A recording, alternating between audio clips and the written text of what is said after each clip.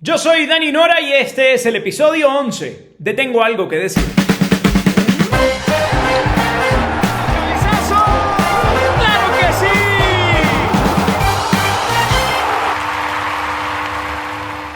La semana de eliminatorias estuvo marcada por la pasión vinotinto que desbordó las calles de Perú.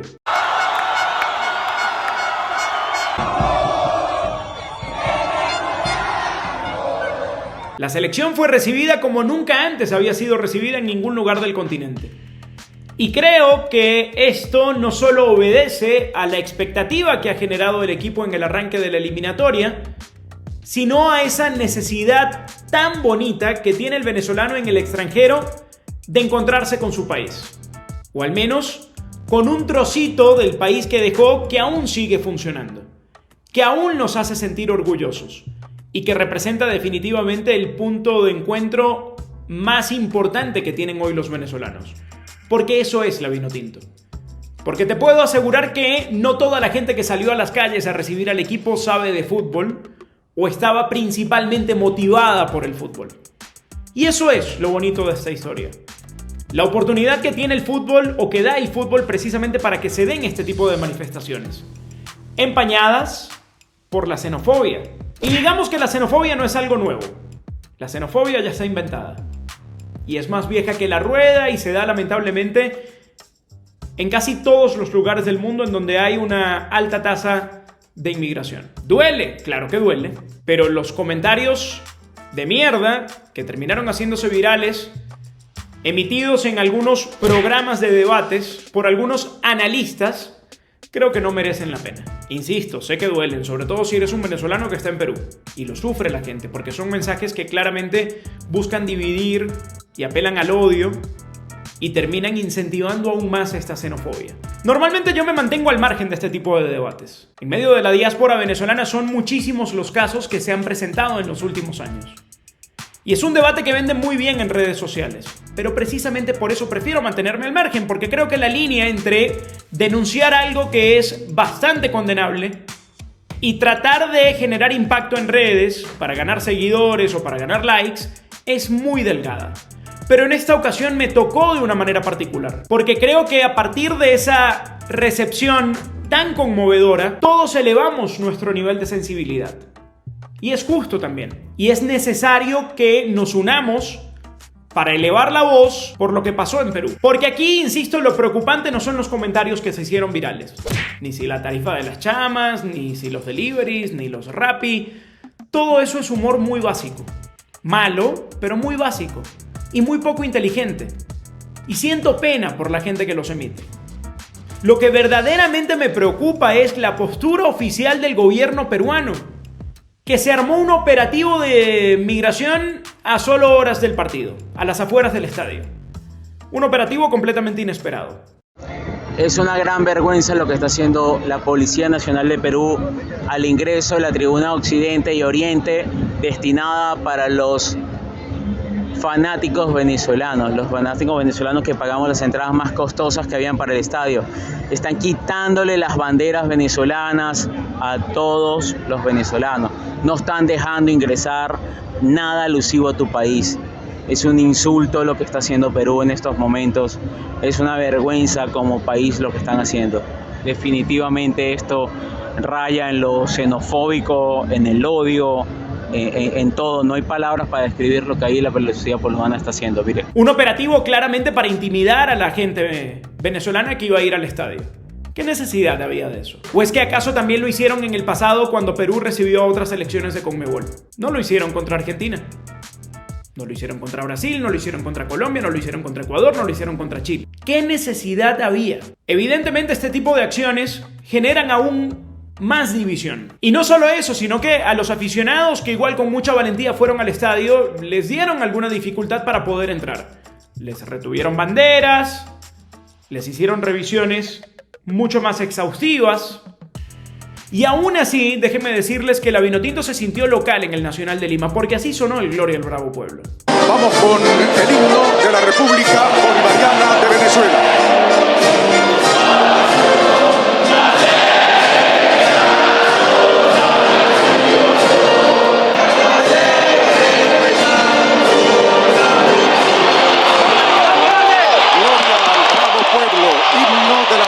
República Bolivariana de Venezuela. Y como si lo del operativo que armaron no hubiese sido suficiente, además al final del partido la policía reprimió a los jugadores.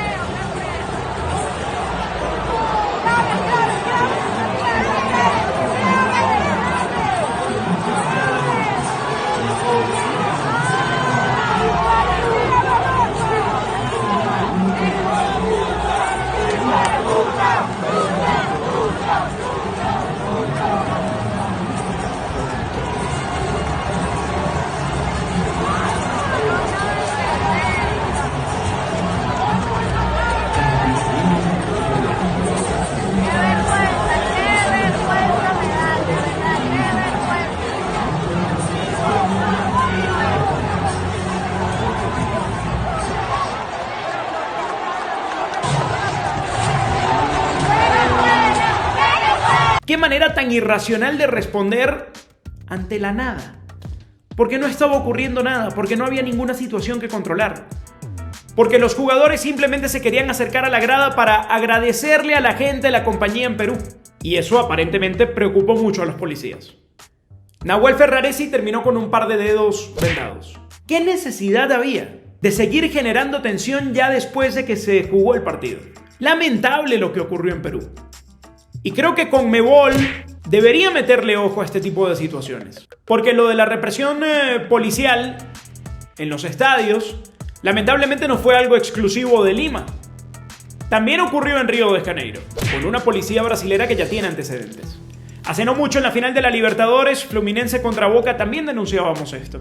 En distintos partidos de Sudamericana y de Libertadores también se ha dado. Busquen en el archivo cómo le fue al Tigre dirigido por Gorosito cuando enfrentó a Sao Paulo, me parece, en el Morumbí. Jugadores encañonados con armas de fuego en el camerino visitante. No es la primera vez que la policía brasilera termina desbordada en un evento deportivo. La represión en el Maracaná fue realmente salvaje, vergonzosa. Y el mundo estaba viendo. No se justifica que ese sector de la grada, repleto de aficionados argentinos, no estuviese vigilado de una mejor manera. Que los aficionados tampoco ayudan, porque también son medio tontos para buscarse las peleas y parece que van al estadio a todo menos a ver fútbol.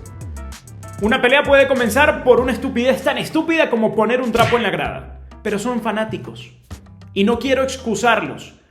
Pero la irracionalidad no puede venir del lado de las autoridades. Insisto, tendrían que estar mejor preparadas para controlar este tipo de situaciones. Brasil ya organizó un mundial y unos Juegos Olímpicos hace no mucho. Y pareciera que no ha quedado ninguna lección aprendida. Y lo peor de todo es, insisto, que el mundo está viendo y la región queda exhibida porque hay muy poco conocimiento y muy poca capacidad para el manejo de las masas. Y afortunadamente la libramos sin consecuencias mayores, una vez más. Pero la pasión irracional vuelve a derivar en actos violentos que definitivamente empañan la fiesta del fútbol. Tuve el honor de narrar el Brasil-Argentina y déjenme decirles que el nivel de expectativa que tenía sobre el juego era muy elevado. Tan elevado que no lo cumplí. Porque con lo que pasó en la grada previo al arranque del partido, creo que se terminó tensando mucho el ambiente. Y nuevamente, en un partido de mucha expectativa en el fútbol sudamericano, se terminó pegando más de lo que se jugó. Y es realmente complicado narrar un partido en el que se pega tanto. Igual la pasamos muy bien. Pero para que se hagan una idea de lo que les estoy diciendo, en el primer tiempo se cometieron 22 infracciones, marcando un nuevo récord para un primer tiempo en las eliminatorias sudamericanas. Luego, en el segundo, Argentina se soltó un poco más, pese a tener, creo yo, un jugador menos en la cancha porque Messi, con sus molestias en el aductor, terminó jugando parado y no incidió tanto en el juego de su equipo. Lo de Paul fue extraordinario con un despliegue físico que le permitió a Argentina plantarse de una mejor manera. Y luego el aprovechamiento de la pelota parada con un tipo como Nico Otamendi, que se elevó por los aires, se impuso de cabeza y la terminó clavando en el ángulo en un muy lindo gol. Allí una virtud muy marcada del defensor central del Benfica, que creo que luego en el mano a mano defensivo tiene alguna carencia bien maquillada por un Cuti Romero que volvió a estar extraordinario. Y del lado brasilero, una crisis insospechada. ¿O sí? Porque ya desde la eliminación de Qatar veíamos viendo el declive de este equipo. La salida de Tite y la llegada de Fernando Diniz como interino creo que ha confundido al grupo. Hoy parecen sin rumbo, porque se habla y mucho de la supuesta llegada de Carlo Ancelotti a partir del verano que viene. Y no sé si esa supuesta decisión tomada por la Confederación Brasileña de Fútbol sea inteligente. A esta altura creo que lo que hace es confundir a los jugadores, porque habría que analizar la continuidad de Diniz, pero entonces, ¿qué pasaría? ¿Llegaría otro interino acaso para esperar a que Ancelotti finalmente termine su vínculo con el Real Madrid? Muy rara la manera en la que se está manejando la Confederación Brasileña de Fútbol, y creo que hoy podemos hablar de una de las peores selecciones brasileras en la historia. Titulares Emerson y Carlos Augusto como laterales. Cuando en el pasado Brasil tuvo a Marcelo, a Roberto Carlos, a Maicon, a Dani Alves, a Cafú, la carencia de talento es evidente. Rafinha tuvo un mejor primer tiempo que segundo, y aún así sigue en un bache futbolístico tremendo. La ausencia de Vinicius pesó.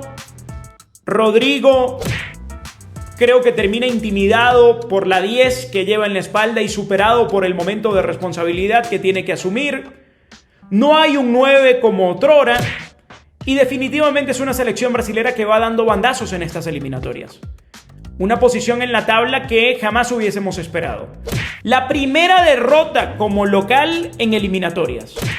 Y además de eso, tercera derrota consecutiva en eliminatorias por primera vez.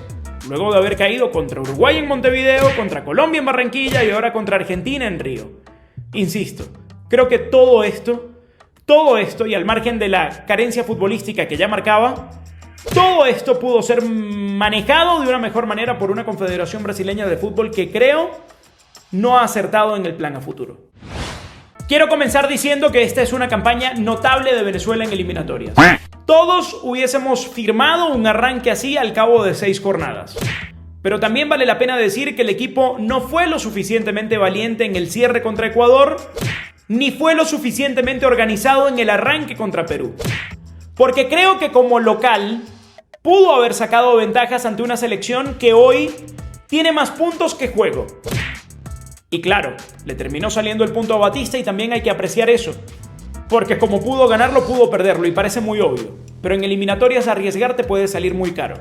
Y con esto, que está por venir, sigo pensando que Perú, por las condiciones que presentaba en este arranque de eliminatorias en donde ni siquiera había podido marcar un gol, era la oportunidad perfecta como para ganar fuera de casa.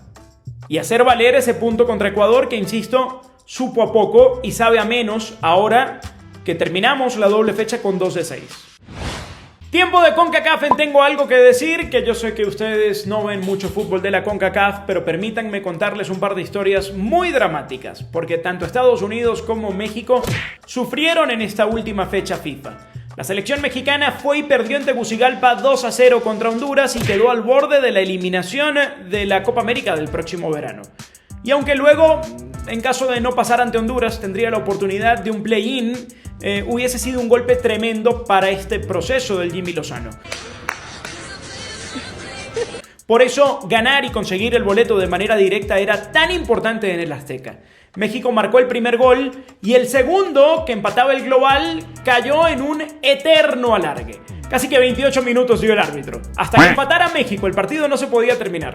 Aunque bueno, más allá del chiste y de esta polémica arbitral, habría que decir que Iván Bartón acertó en la cantidad de minutos que dio, considerando todo lo que perdió el seleccionado de Honduras. Pero ya con esa sombra de favorecimiento arbitral, México llegó a los penales, en donde el chino Huerta tuvo que patear hasta en 3 ocasiones el suyo. Falló los 2 primeros, convirtió el tercero y ahí sí, seguimos avanzando en una tanda de penales igual de dramática que el resto del partido. Y eso, evidentemente, más allá de los argumentos que tengan los árbitros para tomar sus decisiones, ensombrece esta clasificación mexicana, que ya de por sí venía de alguna manera también opacada por el rendimiento futbolístico de un equipo que no levanta. De un equipo que en el pasado era el papá de la región y que veía de reojo a rivales precisamente como Honduras. Hoy México ha sufrido y al margen del boleto conseguido creo que tiene muchísimas cosas para revisar. porque no es ni de cerca hoy el gigante de la CONCACAF. Ya les decía que era drama por partida doble. No solamente fue tricolor, sino que el sufrimiento también se pintó de barras y estrellas. Porque Sergiño Dest se volvió loco en Trinidad y Tobago. El equipo llegaba con ventaja de 3-0 conquistada en la ida, en donde no había jugado bien, y Dest se encargó de complicar aún más el asunto en el partido de vuelta. Una irresponsabilidad total dejó al equipo con 10 y luego Berhalter dijo: aguanta Dest, yo puedo ser más loco que tú. Sacó del terreno a Gio Reyna y planteó un partido en el que Trinidad y Tobago encontró licencias para remontar el marcador. Allí en donde aquella generación de Bradley, de Altidor, de Howard se había quedado fuera del Mundial de Rusia, Estados Unidos volvió a caer, recordando así fantasmas del pasado. Esta generación dorada no puede permitirse ir dando vergüenza como visitante en CONCACAF, en donde a Berhalter no le ha ido nada bien. Insisto, la salida de Reyna tumbó el planteamiento de un equipo que luego sufrió. Aunque luego Berhalter trató de consentirlo un poco a Gio Reyna en este intento por recuperar la relación con el jugador del Dortmund. Happy birthday to you. Happy birthday to you.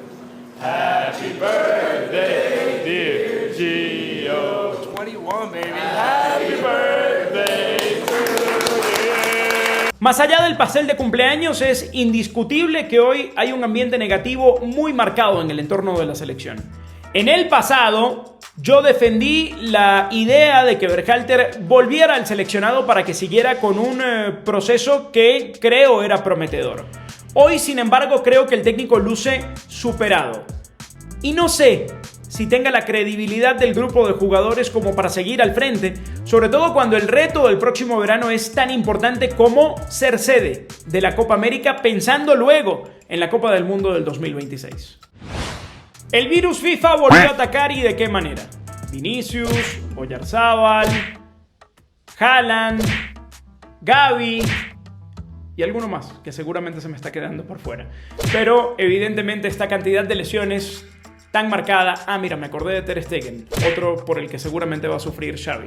Lo que decía, evidentemente estas lesiones tan marcadas en el parón de selecciones hace que replanteemos algunas cosas.